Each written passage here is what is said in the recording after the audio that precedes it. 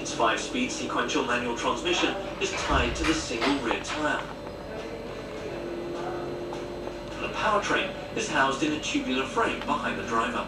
All of the technology with the motorcycle doesn't interpret the lateral G-force the same way a car does. So there's lots of very subtle technology that have to be designed and created to make that work perfectly.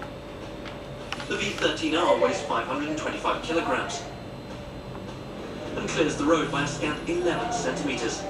That's 68 kilometers heavier than the Morgan, which, with a 0 to 100 acceleration of 4.5 seconds, beats the V13R by a second.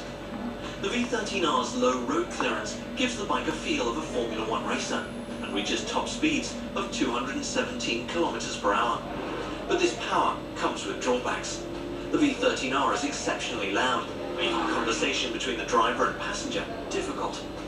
Having reached peak speeds, the calipers clamp down on drilled rotors, slowing the vehicle efficiently and without undue strain on the 205/45ZR17 front tyres.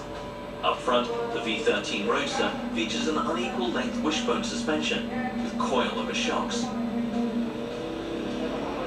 The rear brake features a ventilated disc with a single piston caliper.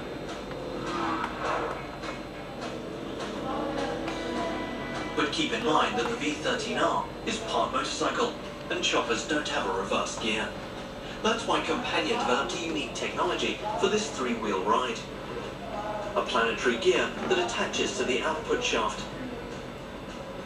Flip a small lever ahead of the stick shift and the result is a bike with 5 speeds forward and reverse. Compania joins an ever-growing market of three-wheel fiberglass hybrids on the road today. They may not appeal to everyone, but there's no denying their high-concept design. Whether you like them or not, they'll definitely capture your attention.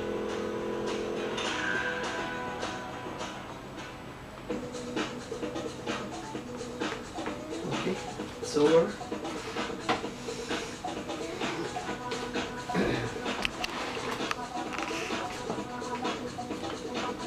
Feeling sleepy. I'm feeling